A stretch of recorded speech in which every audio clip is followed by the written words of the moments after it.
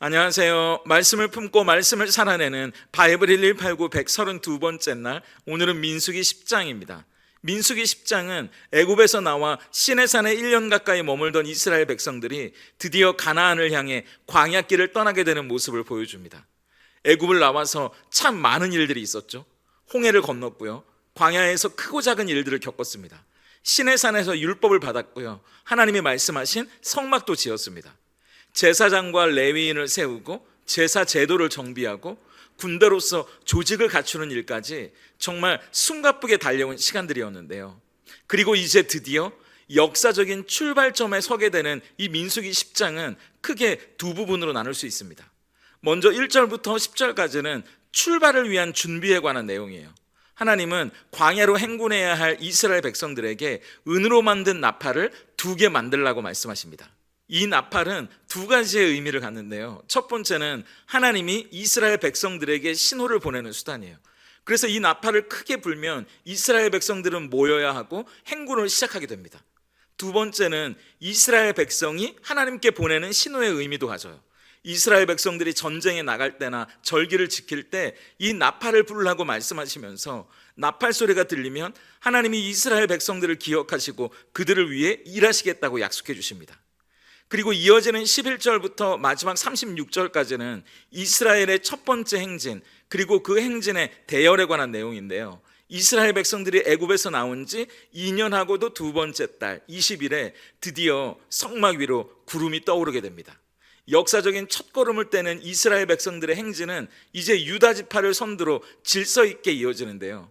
이미 민수기 1장에서 말씀드렸던 대로 이스라엘의 12지파가 각각 맡겨진 위치에서 대열을 맞춰 행진하기 시작합니다. 그리고 성막과 성물들도 레위인들이 정해진 순서대로 메고 출발하게 되죠. 중요한 건 법궤, 언약궤가 이스라엘 백성들보다 3일길이나 앞서가면서 그 길을 안내했다는 거예요. 저는 이 부분이 좀 궁금해지더라고요. 아니, 구름이 떠오르고 방향을 안내하면 그 뒤를 따라가는 거잖아요. 그리고 그 구름이 멈추면 또 그곳에서 머무는 겁니다. 그런데 굳이 법궤가 3일길이나 앞서서 이스라엘 백성들의 선봉에 서야 할 이유가 뭘까? 그게 궁금하더라고요. 그런데 구름은 구름대로, 법궤는 법궤대로 그 역할과 의미가 달라요. 법궤는 마치 이스라엘 백성들보다 앞서가는 군대처럼 하나님이 이 이스라엘 백성들과 함께 하신다는 걸 나타내는 거고요, 그들을 든든하게 지키시면서 그들과 동행한다는 걸 보여주는 겁니다. 그래서 구름이 멈춰서면 법궤는 멈춰선 그곳 어디쯤에 진을 칠 것인지 결정하게 해줘요. 구름 기둥이 하나님이 이스라엘 백성들이 언제 출발하고 언제 멈출지, 그리고 그 방향을 정한다면 법궤는 하나님이 우리보다 앞서가시면서 우리를 지켜주시고 우리와 동행하시는 분이라는 걸 보여주면서 민수기 10장, 이 역사적인 이스라엘 백성의 첫 번째 행군을 보여주는 장면이 마무리됩니다. 하나님은 가나안을 향해 광야로 첫 발을 떼는 이스라엘 백성들에게 두 가지 중요한 영적인 원리를 가르쳐 주시는데요. 첫 번째, 하나님과의 소통에 민감해야 한다는 사실입니다. 하나님은 광야로 나가는 이스라엘 백성들에게 특별한 물건을 만들도록 명령하시거든요.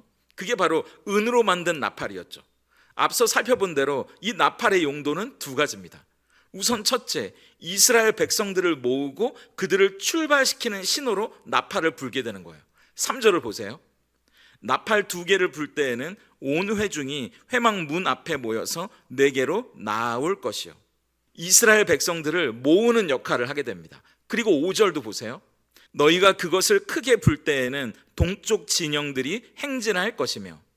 그런데 하나님은 이 나팔을 불 수 있는 건 제사장들 뿐이라고 이야기하시는데, 그 이유는 이 소리가 사람이 자기 마음대로 내는 소리가 아니라 하나님이 이스라엘 백성들에게 보내는 신호이기 때문입니다.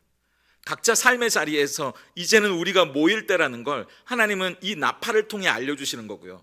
그리고 바쁘게 자기 할 일을 하다가도 이 나팔 소리가 들리면 짐을 싸고 어디로 가는지 몰라도 그 신호를 따라 출발해야 하는 겁니다.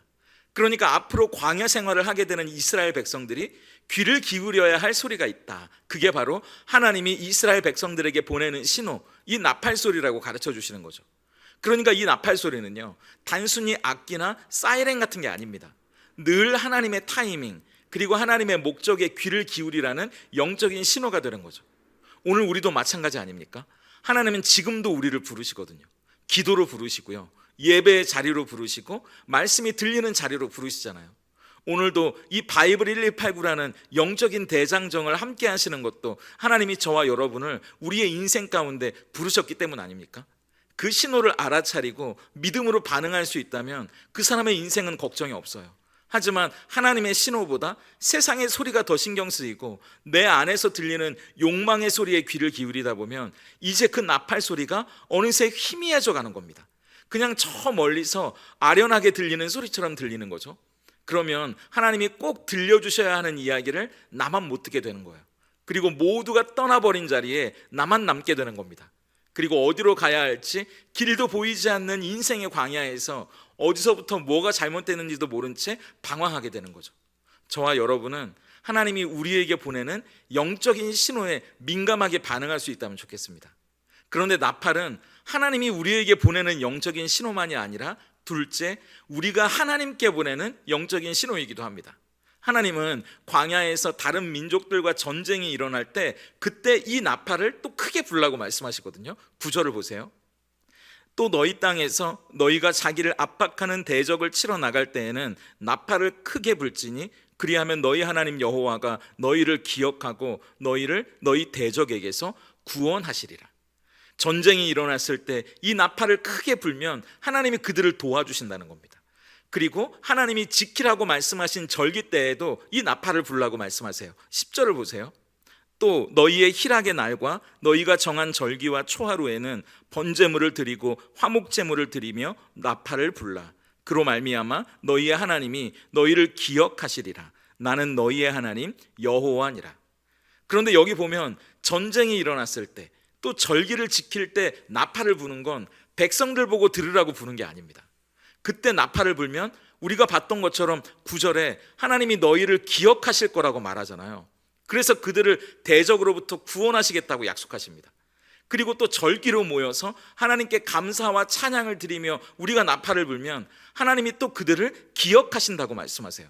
그래서 그 자리에 임재하시고 그들의 예배를 받으신다고 말씀하시는 거죠.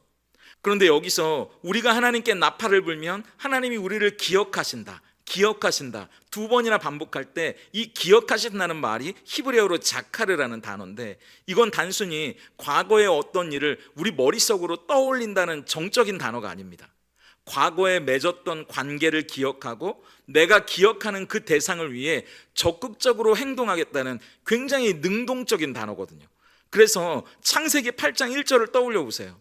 하나님이 노아와 그와 함께 방주에 있는 모든 들짐승과 가축을 기억하사 하나님이 바람을 땅 위에 불게 하심에 물이 줄어들었고, 하나님이 방주 안에 있는 노아와 가축들을 기억하시면 땅 위에 홍수가 멈추게 되는 겁니다. 그리고 사무엘상 1장 19절과 20절도 보세요. 그들이 아침에 일찍이 일어나 여호와 앞에 경배하고 돌아가 라마의 자기 집에 이르니라. 엘가나가 그의 아내 한나와 동침하매 여호와께서 그를 생각하신지라. 한나가 임신하고 때가 이름에 아들을 낳아 사무엘이라 이름하였으니 이는 내가 여호와께 그를 구하였다 함이더라. 하나님이 한나를 생각하시니까, 기억하시니까 그녀의 태가 열리고 그토록 원했던 아들을 주십니다. 그러니까 하나님이 우리를 기억해 주신다는 건요, 하나님과 우리가 맺었던 언약 아래 그분은 우리의 하나님이 되셨고 우리는 그분의 백성이 되었기 때문에 하나님이 우리를 위해 우리의 삶에 구체적으로 개입하신다는 겁니다. 그리고 우리 안에 놀라운 일을 이루어내신다는 약속이에요. 그러니까 하나님께 나팔을 분다는 건 뭡니까? 하나님과 우리가 어떤 관계에 있는지를 신뢰한다는 표현이고요, 또 하나님이 우리 안에 놀라운 일을 이루어 가실 것을 신뢰한다는 믿음의 고백이에요. 그러니까 나팔은 우리가 하나님께 올려드리는 기도의 나팔일 수도 있고요, 하나님께 올려드리는 예배의 나팔일 수도 있어요. 광야와 같은 인생을 살아가는 우리에게 전쟁과 같은 어려움을 만날 때 하나님은 우리에게 기도의 나팔을 불라고 하십니다. 그리고 예배의 자리에서 하나님 앞에 믿음의 나팔을 불라고 말씀하시는 거죠. 그러면 하나님이 임하실 거라고요, 하나님이 일하실 거라고요. 광야는 그걸 경험하는 곳입니다.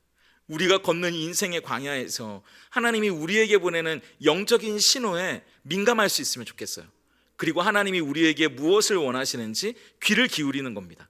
그리고 하나님께 우리도 나팔을 불어서 그분을 신뢰하고 그분을 구할 수 있으면 좋겠어요. 도우시고 일하시고 지키시고 인도하시는 그분이 그럼 우리를 위해 일하실 겁니다. 그 나팔이 없다면 우리가 어떻게 이 광야를 살아갈 수 있겠어요? 우리에게 그 나팔 소리가 들리는 광야, 그리고 우리가 나팔을 불어 그분을 찾는 광야, 그래서 하나님과의 소통이 이루어지는 광야가 될 수 있다면 좋겠습니다. 그리고 하나님이 광야에서 살아가게 될 이스라엘 백성들에게 가르쳐 주시는 두 번째 영적인 원리는 하나님의 인도 아래 우리가 해야 할 최선도 있다는 사실이에요. 지금까지 민수기를 보면 이런 생각이 들지 않으세요? 어떻게 보면 이스라엘 백성들은 참 편했겠다고요. 구름이 떠오르면 떠나는 거고요, 구름이 가리키는 방향으로 걷는 겁니다. 구름이 멈추면 또 거기 머물고 법궤가 알아서 어디에 텐트를 칠지도 알려주는 거잖아요. 그리고 그들보다 앞서가면서 그들을 지켜주는 거예요. 혹시나 하늘을 올려다보지 못해도 나팔 소리가 크게 들리면 떠날 때가 됐나 보다, 또 나팔 소리가 들리면 모이라는 건가 보다, 모이면 되는 거잖아요. 그러니까 광야는 이렇게 수동적으로 하나님이 이끄시는 대로 우리가 반응만 하면 되는 건가, 그런 생각이 들 수도 있다는 거죠. 그런데 민수기 10장은 이스라엘 백성들이 광야로 첫 발을 뗄 때 재미있는 사건 하나를 여기에 끼워 넣습니다. 모세가 장인에게 부탁하는 장면이에요. 가나안을 향해 이제 떠나는데 장인에게 그들과 함께 동행해 주기를 부탁하는 장면이 나오거든요. 처음에는 은혜와 축복을 나누고 싶어서 장인을 부르는 건가? 그런 생각이 들었는데 장인이 함께하기 어렵겠다고 그냥 이쯤에서 헤어지자고 이야기하니까 31절에 모세가 자기의 본심을 이렇게 나타냅니다. 모세가 이르되 청하건대 우리를 떠나지 마소서. 당신은 우리가 광야에서 어떻게 진칠지를 아나니 우리의 눈이 되리이다. 뭔가 이상하지 않으세요? 하나님의 구름이 그들을 인도하잖아요. 법궤가 그들을 든든히 지키고 함께하지 않습니까? 그리고 나팔을 불면 광야에서 만나는 위험에서도 하나님이 싸워주신다면서요. 그런데 왜 또 광야 사정에 밝은 장인이 그들의 눈이 되어줘야 한다고 간절히 장인의 옷자락을 붙잡고 있는 걸까요? 하나님의 인도를 믿지 못해서 그러는 건가? 아니면 그냥 예의상 한 말인가? 아닙니다. 모세는 하나님의 인도하심과 인간의 최선이 함께해야 한다는 걸 알았던 거예요. 어떤 사람들은요, 기도만 하면 된다고 인간적인 노력은 필요 없다고 말하는 사람들이 있어요. 그리고 또 반대로 우리의 지식, 우리의 경험, 우리의 기술만 믿고 하나님의 인도하심은 구하지 않는 사람도 있습니다. 그런데 둘 다 틀린 거죠. 이 두 가지는 다 있어야 되는 겁니다. 하나님을 전적으로 신뢰하지만 또 우리가 해야 할 일은 최선을 다해 하는 게 맞는 거니까요. 하나님은 우리의 최선을 통해 일하시는 분이기 때문입니다. 느헤미야 4장 9절을 한번 보세요. 우리 하나님께 기도하며 그들로 말미암아 파수꾼을 두어 주야로 방비하는데, 바벨론 포로에서 돌아온 이스라엘 백성들이 느헤미야와 함께 예루살렘 성벽을 재건하잖아요. 그런데 어떻게든지 그들을 방해하고 이 성벽을 재건하지 못하도록 하는 사람들이 있었다는 겁니다. 그런데 느헤미야는 그들에게서 우리를 지켜달라고 기도해요. 그런데 기도만 하고 하나님이 다 해주실 거야, 그러지 않았다는 겁니다.